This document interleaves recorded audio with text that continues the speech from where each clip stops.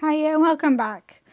So today I'm doing a book I read a few weeks back actually, as I haven't done one since.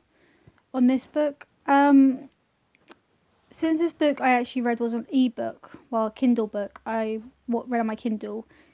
I don't have the actual form of the book, so sorry for the bad picture. But I'm using a picture reference that was off the Amazon Kindle website. So this book's called Anna. It's by Laura Guthrie, as you can see.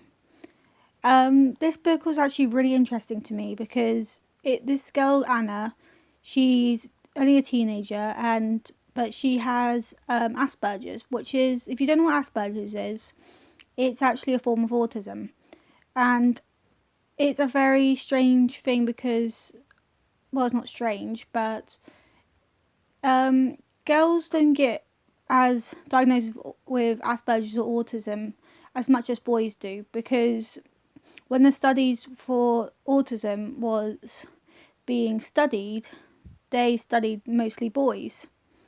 Well, all boys mostly. And so they didn't understand. So when it comes to girls, autism actually shows up a lot different, and they don't show as the same as boys do most of the time. Well, anyway, I found this book very interesting, even though it's a storybook. So it's not based on true story, and it's not like a biography or autobiography either. I just found it very interesting because of the girl who has autism. For those who don't know, I have ADHD. I do, and I do find interest in books that have the main character having some, oh, I can't remember the word, sorry. My sister said it to me earlier.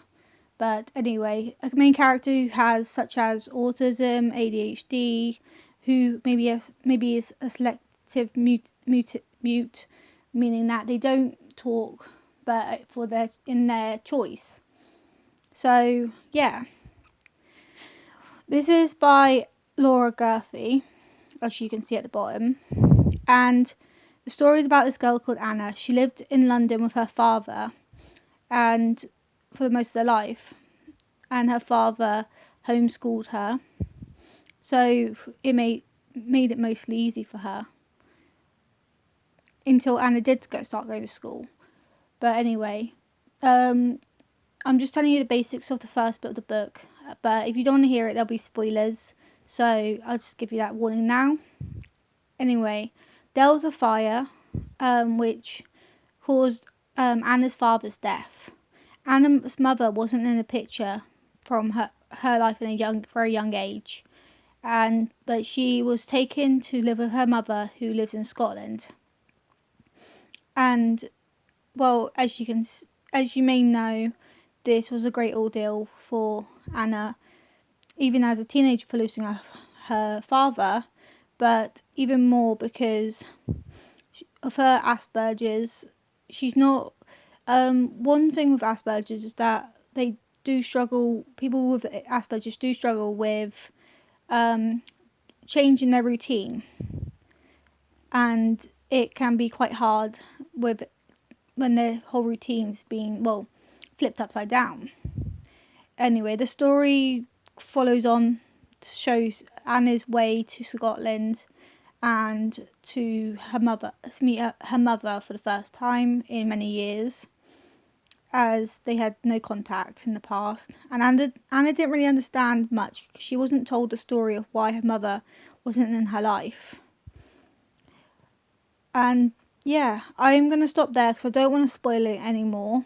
But this book is definitely interesting. I would suggest anyone to read it.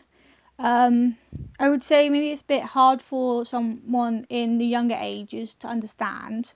So my best type I'd say for people to read would be between probably the start of the age, maybe like 10 years old. Because I believe, oh, that's not good. Wake up.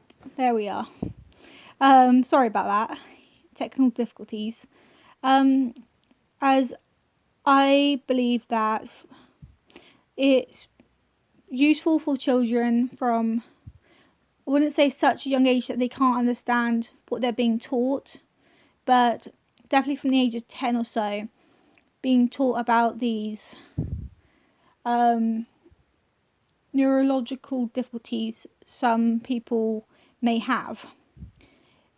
Because the more they know, well, as they say, the more they know, the less scared people will be. Such as the terms they use in like science and medicine. Because like if the more they know, meaning that they won't be treating her or anyone with it differently, and they may even be able to help in such ways as like people with autism. Some people, I wouldn't say all people, but there is a condition underlying with autism where it's like a sensory overload where when everything gets too much, you feel just be able to hear things and seeing things, the lights, the sounds around you get too much, and you can have panic attacks and, in my best words I can say, meltdowns, where you lose complete control. And the more people who knew about this and knew they could help this person going through it, the better it would be. This book, I would definitely say to anyone to give it a read.